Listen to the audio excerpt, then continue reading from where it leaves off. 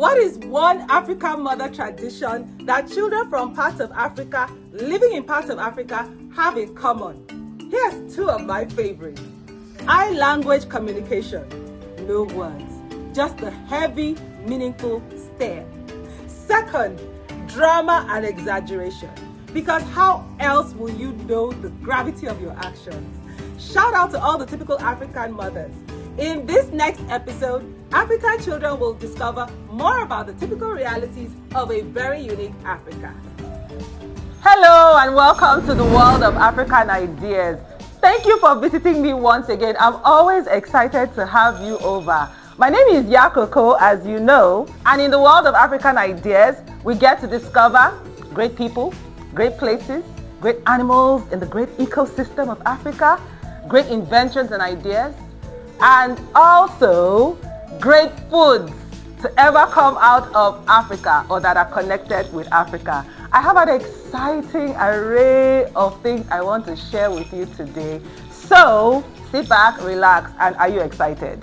Yes, Yaa Koko. Beautiful. As you know, in the world of African ideas, we start every visit with a game. And you know my favorite game ever, right? Yes. Name, place, animal, object, and food. So now, I'm going to start today with a great question for you. Give me an African food that begins with the letter F.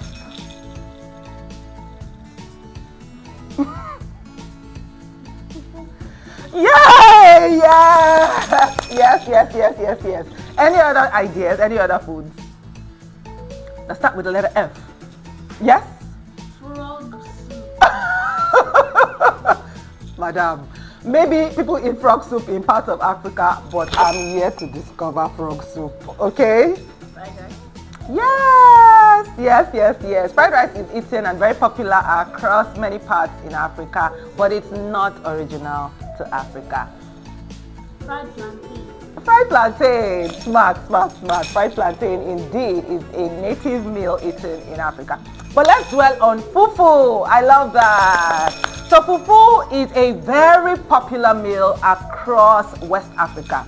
It is a starchy meal made from pounded yams, cassava, and even plantain. And it appears like a dough, and people eat it as an accompaniment to flavorful soups and stews.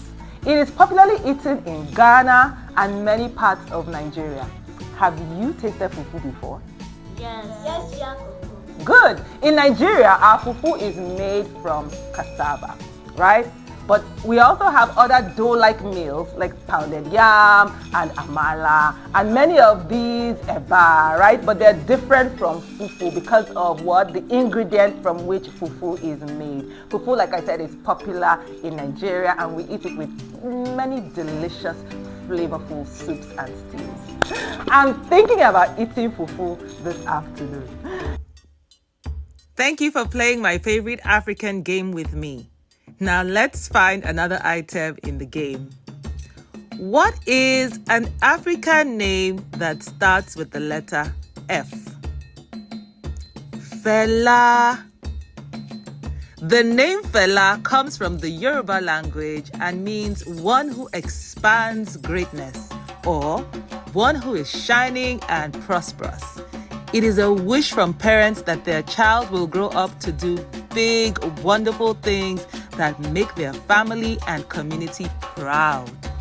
A famous African who bore the name was Fela Kuti, a very brave man from Nigeria in West Africa, and a world-famous musician who created a type of music called Afrobeat, which mixes the heartbeat of African drums with jazz and funk. Fela Kuti didn't just sing. He used his music like a voice for people who couldn't speak for themselves and to oppose tyranny. Have you ever listened to Fela's songs? Anyways, that's an exciting start to our day. Now, I have a very important story I have been eager to share with you. You know that in the world of African ideas, we discover some of the greatest people to have ever passed through Africa, contributed to shaping Africa, and indeed who in contemporary times are still doing incredible things in Africa. I have a very important person I want you to discover today. That person is a woman, a very famous and respected woman who comes from the Ashanti Kingdom, popularly referred to as Ashanti Kingdom of modern day Ghana. Her name is Yaa Asantewaa. Yaa Asantewaa. Does anything strike you in her name? Okay. Just like Yaa Koko, then Yaa. Exactly, which means Yaa Asantewaa was born on a Thursday. Remember, from the people of the Akan and the Ashanti tribe, whenever a child is born, the child is named according to what day of the week they came into the world. So Yaa Asantewaa was a Thursday-born baby girl. Now, let me take you back to ancient Africa. In the 17th century, that is the 1600s, before modern states existed on the continent of Africa, we existed in tribes and great clans. And in the great part of modern day Ghana, there was a group of people, a group of tribes called the Akan people, right? And in the Akan people, amongst the Akan people, there were 8 clans. These clans were ruled by great chiefs, right? And the Akan clans were surrounded by enemies called the Denchias, and they were often attacking the Akans, often plundering, stealing their gold, stealing their people as prisoners, and a lot of aggression and attacks they faced constantly from the Denchia tribes surrounding them. So, in the 1600s, something very important took place. A great man called Osei Tutu, who was a chief of one of those Akan clans, right? And his friend, a chief priest called Okomfo Anochie, right? His friend, a great chief priest, accompanied him one day on a Friday into a ceremonial gathering of all the great chiefs of the Akan clans. And they said to them, if we are to overcome the threat and attacks of these Denchia people, we have to come together in unity, because if not, because of war, they will continue to attack us. They will continue to disturb our peace, disturb our wealth, disturb our progress. So, for the reason of war, let us come together in unity, because if we stand together in unity, the Denchia people cannot do what? They cannot continue to successfully attack us and plunder us. So these great chiefs, led and advised by Osei Tutu, with his chief priests in attendance, agreed to put aside their individual independence and form a united kingdom called the Asante Kingdom, right? Which is what we call in modern times Ashanti. And they agreed. Now, in those days, the symbol of royalty, or the symbol of the paramountcy of the chief, was his stool. They each agreed to set aside their individual stools of their clans, right? And they buried it. And the chief priest called down from heaven a great golden stool, and he declared that whoever this stool lands upon is going to be the paramount king of all the different chiefs of the different 8 clans. So when he performed certain rituals and incantations, a great smoke appeared. And when the smoke cleared, in the hands of the chief priest stood a great golden stool that came down from heaven. And it landed on Osei Tutu. And that was how Osei Tutu was installed, the Asantehini, that is the king of all the kings, the paramount king. When you say paramount, it means the king above other kings, right? the paramount king of the 8 Akan clans, now forged together, united into the Asante, or what we call Ashanti Kingdom. And from that day, in the 17th century, the 1600s, the Ashanti Kingdom was born. Remember, it is a union of 8 Akan clans. And that was how the Asantehene became the paramount chief and ruler of the Ashanti Kingdom. He brought all of them together. He built a military, and they began to attack together and in unity the Denchias. And because of that union, they began to defeat all their enemies. The Denchias could no longer successfully attack them. And the Ashanti grew. They grew in great wealth. They had a great deposit of gold in their own land. And because of that symbolic arrangement, as long as that great stool existed, the Ashantis believed that it is their destiny to exist. And that stool became, the golden stool became the soul of the Ashanti people. For as long as that stool existed, the Ashantis continued to thrive, they continued to flourish, and they continued to grow as a great, conquering, prosperous nation. But some years later, Africa became the playground of Europe. Now, in distant Europe, European countries began to look for labor, free labor, that is, human beings that will work on their plantations, that will grow their own farms and build their own economy. And where did they run to? Africa, not just Nigeria, Africa. Remember, we're talking about the Ashanti Kingdom, which is in modern-day Ghana. So Europe began to apportion parts of Africa as their own. They discovered from their explorers that Africa had vast rare earth minerals, rare resources, and best of all, Africa had strong men, warriors that they wanted to use as laborers on their plantations. So in that period, from the 17th century upwards, all the way up until even the 19th century, many parts of Europe were coming to Africa to plunder. And Ghana, or modern-day Ghana, at the time, which was the Cape Coast, became very attractive to them because it was by the Atlantic Ocean. It was by the ocean, right? And so when their traders would land on ships, they came in contact with some of the natives that lived in those coastal areas. In that time, it was the tribe called the Fantis in modern-day Ghana. They were all on the Cape Coast. And so many Europeans began to trade with them. The British came, the Dutch came, the Germans came, the Danish came, and many European countries, they came to trade. But they were greedy. They did not only want to take what was available, what the Africans were selling to them. They had their eyes on Africa's rare minerals. They had their eyes on Africa's what? Strong warriors and strong men. So they began to play, because Africa at that time existed as great tribes, right?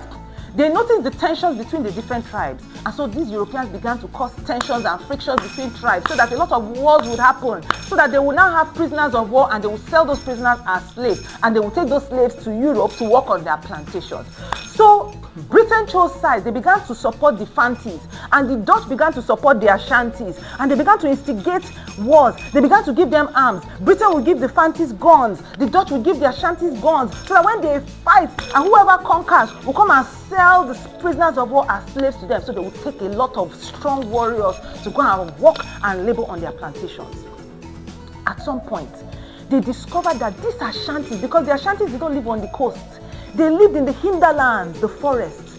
And as they continued to move, the Europeans continued to move, they discovered that Ashanti was a very prosperous kingdom with a lot of gold. In fact, if you visited Ashanti, even the servants of the kings and the chiefs were draped in big gold. The Ashantis, everybody, everything they used was gold, gold, gold. And the Europeans got greedy. They now began to make demands on the Ashantis. Give us 15,000 pounds. Give us gold. Give us slaves. Give us this. Give us that. And so the Ashantis fought a lot of wars against Britain. They fought, and the Ashantis were so brave. because of their belief in their golden stool. The Ashantis, remember, they had come together in unity in the 17th century, and through that unity they had defeated all their enemies. So the Ashantis were amongst the bravest tribes on the African continent at the time. And every time Europeans and British and different kinds of different Europeans will try to attack them, they will stand together in unity and they will fight and they will always resist. So the Ashantis were known for great resistance. But guess what? Europe had invented machine guns by that time. So even though, I know it's sad, right? Even though the Dutch were also supplying the Ashantis with guns, but they were giving them firearms that were more inferior, of lesser strength than what Britain had invented by that time. Imagine one Ashanti warrior with only one gun that has to open up after shooting, and then, of course he will be overpowered.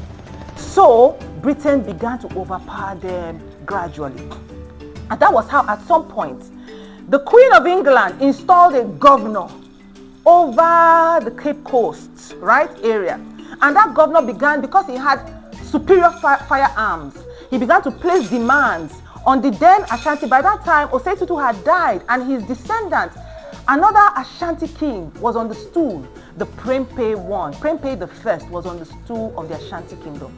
And the governor of Britain at the time now demanded some very absurd, he made some very absurd demands on the Ashantis. Give us this, give us this. He also attacked the culture of the Ashanti people. He told them to stop certain acts that they used to carry out. They also made very absurd demands. Give us 15,000 pounds. Give us all the gold. Give us this, give us that. And so Prempeh I resisted them. But one day, the governor of Britain at the time, with a large army, attacked Kumasi, attacked the capital of the Ashanti kingdom. He arrested the great king of the Ashantis, the Prempeh I, and they exiled him. They kept him in a castle called Elmina, which was at the coast, the Cape Coast, the coast of Ghana, for 1 year, before they now exiled him to another country called Seychelles. And they removed him from his own people and his own kingdom. But they were not satisfied. They wanted everything.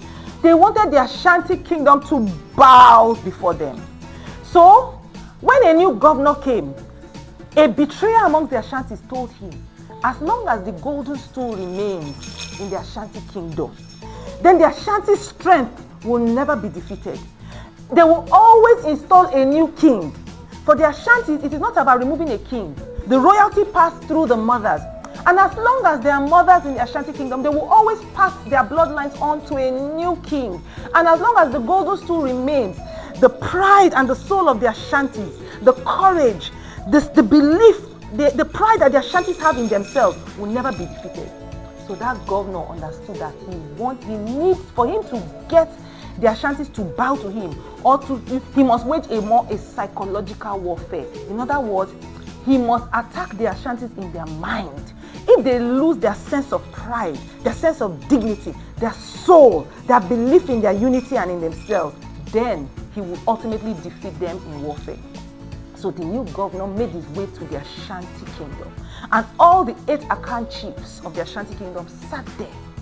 One was missing, because when they captured the great king Prempeh I, they also captured him alongside one of the chiefs of the Ejisu kingdom. And now I'm coming closer to the story and relevance of Yaa Asantewaa.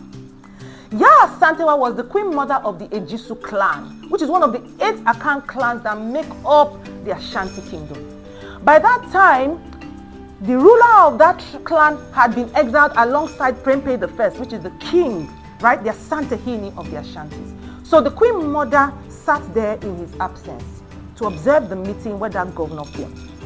The governor began to demand, since I am representing my queen who has conquered your king, why should I be sitting on a chair, an ordinary chair like this? I deserve to sit on the same kind of stool that your kings sit on. He did not understand the culture of the Ashantis. Even amongst the Ashantis, the great Asantehene, the king of the Ashantis, does not sit on the golden stool. No human being sits on the golden stool. The golden stool never touches the floor because it is believed that it came directly from the gods. And nobody touches the golden stool. No bomb sits on the golden stool. In fact, when an Asante is installed, a king of the Ashantis is installed, somebody or people carry him, and 3 times his bottom is lowered to make contact with the stool. Only 3 times. He never sits permanently on the golden stool. That is how sacred the golden stool was believed to be. And so in a lifetime of a king, only 3 times will his body come in contact with the golden stool. And very briefly, 1, 2, 3. And after that, the golden stool remains what? Holy and sacred. But this foreigner dared to demand that they bring the golden stool, the symbol and the soul of their Ashanti destiny and strength, and put it there for him to sit upon. It was utter sacrilege. He demanded that they give him the stool for him to go away with, to go and give to his own queen. Because by that time they had conquered, they had taken away their king, and they had plundered most of their gold. The chiefs by that time were afraid. They had lost their morale. Their courage had been really lowered. And so they were silent. Some of them were contemplating. Should we give him the stool? If we give him the stool, maybe he will leave us alone. And then the great Yaa Asantewaa, who was the queen mother of one of the 8 Akan clans that make up the Ashanti kingdom of Ejisu, she stood up and she rebuked all the chiefs. Have you become so lily-livered? She said to them. Are you now all cowards? Have you forgotten the great days of Osei Tutu? Of Akonfo and Nochie?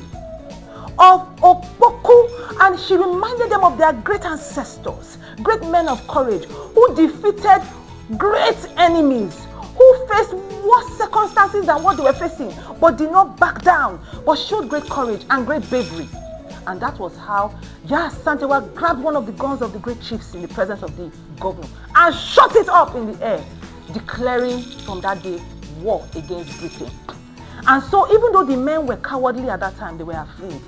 A great woman of Ashanti heritage, remembering the great ancestry that she hailed from, the great bravery that her ancestors had showed in the past, she rose up in that dark hour and stood up for the Ashanti kingdom, knowing fully well that if the golden stool was taken away from the Ashantis, their union would disintegrate, their strength and belief in themselves would be affected, and the Ashanti strength, the Ashanti kingdom from then on will begin to experience a great decline. The next day, Yaa Asantewaa led a team of over 5,000 warriors. Some of the chiefs of the great 8 Akan tribes, Akan clan, refused to fight, very sadly. But others rallied behind her, and she was able to gather a strong army of 5,000 warriors to face Britain's army. Of course, Britain's army was larger. They had more numbers, and they had greater firearms. Remember, they had invented by that time a machine gun. But nevertheless, the Ashantis faced them with courage, and they hid away their golden stone so that Britain will never find it. And from March until December, it is said that Yaa Asantewaa and her warriors fought consistently, day after day, day after day, day after day, facing off the Britain's army and their own, artillery of soldiers and artillery of arms. And Yaa Asantewaa did not give up, but there was a betrayer in their midst, who told Britain's governor where to find Yaa Asantewaa. Because of that betrayal, one fateful night, Yaa Asantewaa was captured. And when they captured her and her great warriors, the strength of the Ashantis finally gave way. And that was how Britain finally overpowered Yaa Asantewaa's army.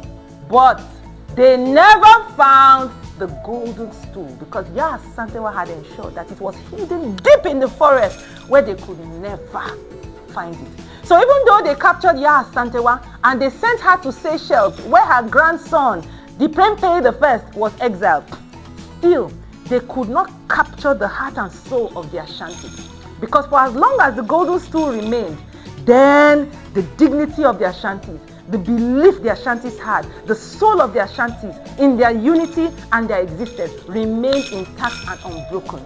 And that was how in the Great War of the Golden Stool, and they were also called the Great Yaa Asantewaa War, Ashanti warriors faced Britain's armies but were never defeated in where it mattered most. Britain was never able to capture the Golden Stool, which is the symbol of the unity of the Ashanti. And that is why till today, the Ashanti Kingdom, which is found in modern-day Ghana, which is a union of the great Akan tribes, which make up 45% of Ghana's population, remains one of the strongest cultures and kingdoms in Africa today. Because of the single act of bravery of a woman in a critical moment in history, the pride of an entire cultural race and the dignity of an entire kingdom remained what? Unbroken and unbowed. And that is why we celebrate today Yaa Asantewaa. Her lesson, the lesson of her life is not just about courage. It's about standing up to external influences in a very critical moment. Whenever people tell you that you are inferior to them, whenever people try to attack you because they have superior technology, you must remember the great dignity of your ancestors. You must remember your great inventions, your great innovations. You must remember everything that is good about yourself. You must remember everything that reminds you of what? Your dignity. And you must face the world with that dignity, never compromising on it.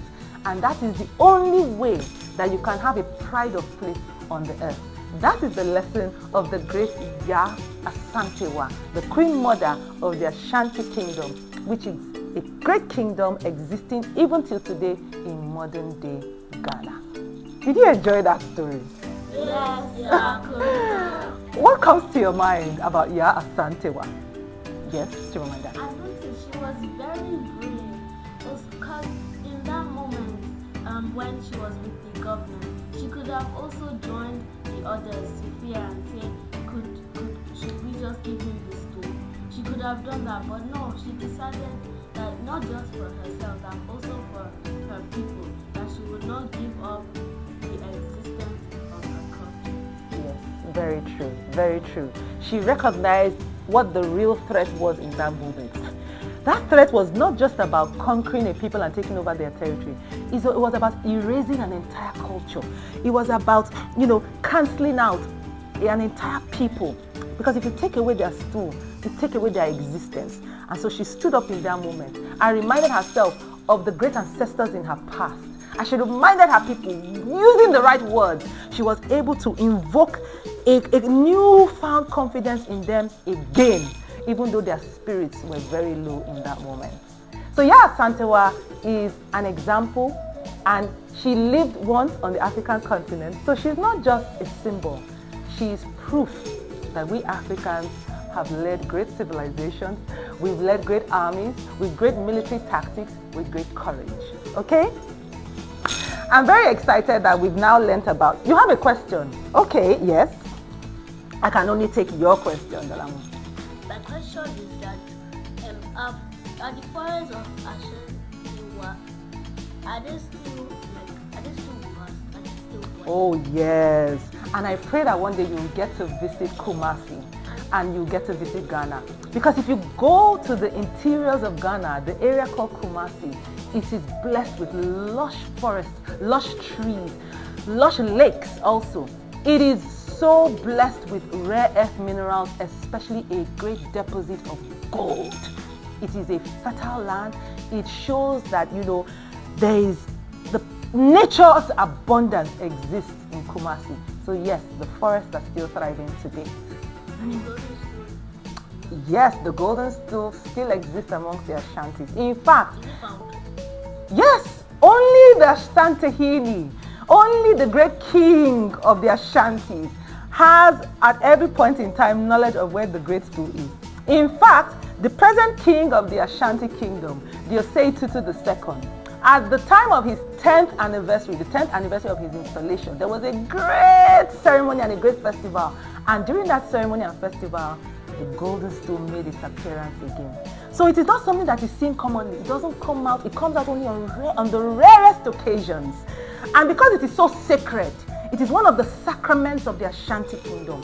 It is not just open to the public for common. It's not in a museum. No, it is not. It doesn't just make public appearance indiscriminately. It is a sacred object that only comes out on rare occasions to remind the people of the Ashantis of the pact they have with God for their union. Right? I hope that helped. Next, what is a place in Africa that starts with the letter F? Forest! A forest is a large land surface area dominated by trees. This tree-dominated area also holds diverse plant and animal life that depend on each other through complex food webs and other environmental roles like air and water purification.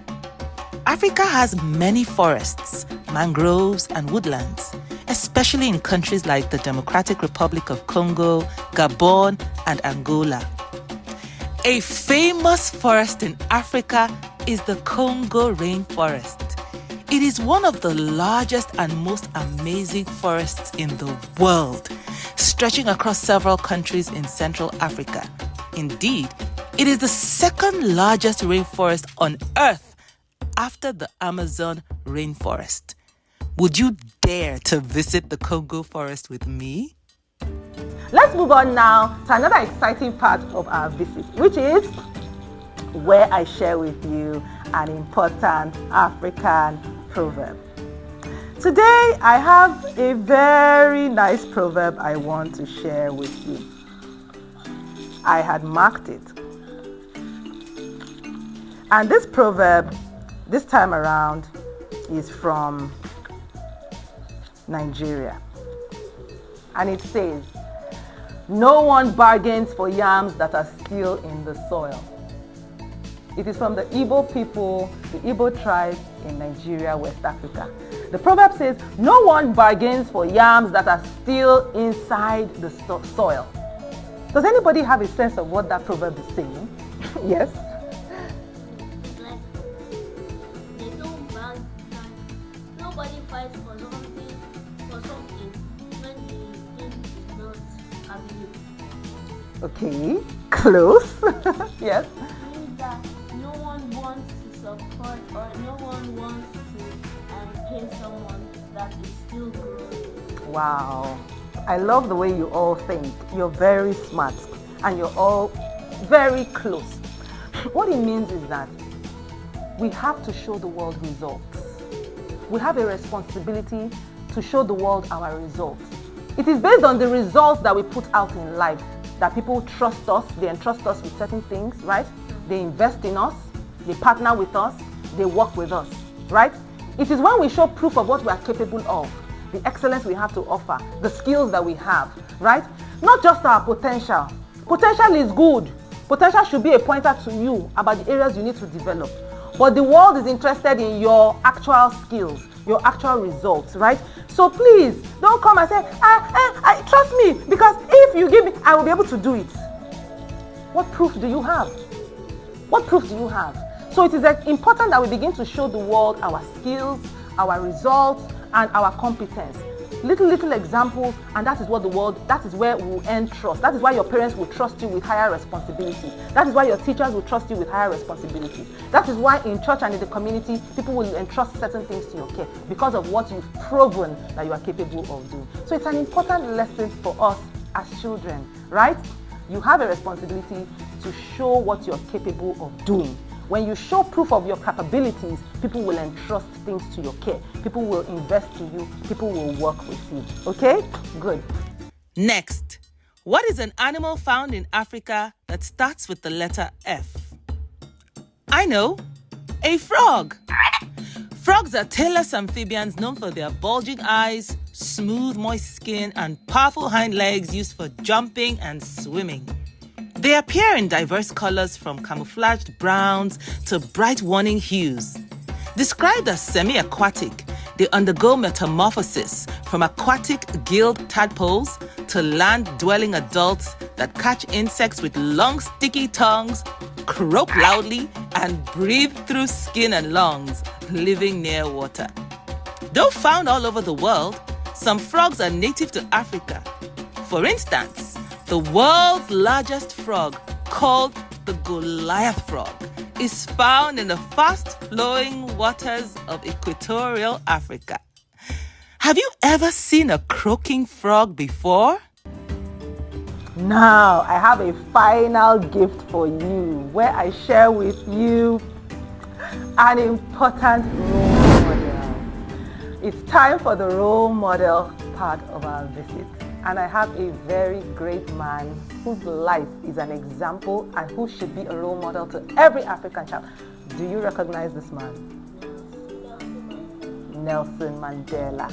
Nelson Mandela is one of the greatest men to ever walk on the surface of the African continent. And his life is so incredible. He devoted his life. He is a great and brave South African man who devoted his life to fighting against an evil system called apartheid. Apartheid was a system of discrimination which was practiced in South Africa. People abuse other people just because white people abuse black people. So it was a system of discrimination, you're correct, because it was based on racism. In other words, discrimination on the basis of your skin color, right? And so you would have certain privileges because you were white, and you would have no privileges at all because you were black. So on the basis of your skin color, you could either earn or access certain privileges, not just because you were a human being. So they denied people rights and basic services and basic needs just, because of their skin color. So this great man, Nelson Mandela, devoted his life to resisting that system. He opposed it. He fought it on the street. He protested against it. He spoke out against it. He devoted his entire life to resisting the creators of that system, the operators of that system, right? And because of his resistance, because of his fight to liberate the people of South Africa, the black South Africans, against such a wicked system of discrimination called apartheid, he was imprisoned. It was at great personal cost. He was imprisoned for 27 years of his life. 27 years. He didn't get to live with his family. He didn't get to raise his children. He was denied his freedom for 27 years, but he never broke. He never changed his mind. He never changed his insistence that apartheid must end. Apartheid must end. It is an evil system. And when he was eventually released, when he eventually gained his freedom, Nelson Mandela became the first black president of South Africa. Of a South Africa that finally ended the wicked apartheid system. But guess what?